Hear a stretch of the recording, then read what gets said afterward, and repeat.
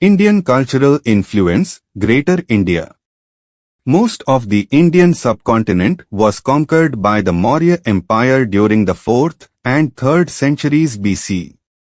From the 3rd century BCE onwards, Prakrit and Pali literature in the north and the Tamil Sangam literature in southern India started to flourish. 6-7 Wood's steel originated in South India in the 3rd century BCE and was exported. 8-9-10 The Maurya Empire would collapse in 185 BCE on the assassination of the then Emperor Brihadratha by his general Pushyamitra Shunga, who would go on to form the Shunga Empire in the north and northeast of the subcontinent, while the Greco-Bactrian kingdom would claim the northwest and found the Indo-Greek kingdom.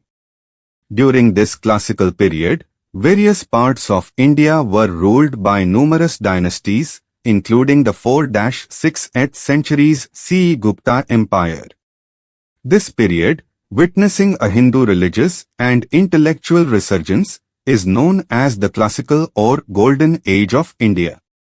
During this period, aspects of Indian civilization, administration, culture and religion, Hinduism and Buddhism spread to much of Asia, while kingdoms in southern India had maritime business links with the Middle East and the Mediterranean.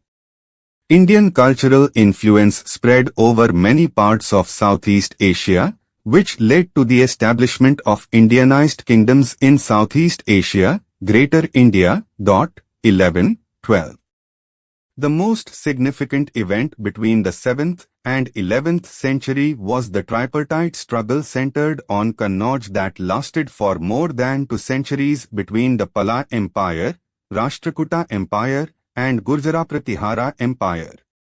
Southern India saw the rise of multiple imperial powers from the middle of the 5th century, most notably the Chalukya, Chola, Pallava, Chera, Pandyan and Western Chalukya empires. The Chola dynasty conquered southern India and successfully invaded parts of Southeast Asia, Sri Lanka, the Maldives, and Bengal. 13 In the 11th century. 14-15 In the early medieval period, Indian mathematics, including Hindu numerals, influenced the development of mathematics and astronomy in the Arab world. 16 Islamic conquests made limited inroads into modern Afghanistan and Sindh as early as the 8th century. 17 Followed by the invasions of Mahmud Ghazni. 18 The Delhi Sultanate was founded in 1206 CE by Central Asian Turks who ruled a major part of the northern Indian subcontinent in the early 14th century, but declined in the late 14th century. 19 And saw the advent of the Deccan Sultanates. 20 The wealthy Bengal Sultanate also emerged as a major power, lasting over 3 centuries. 21 This period also saw the emergence of several powerful Hindu states, notably Vijayanagar and Rajput states, such as Mewar. The 15th century saw the advent of Sikhism.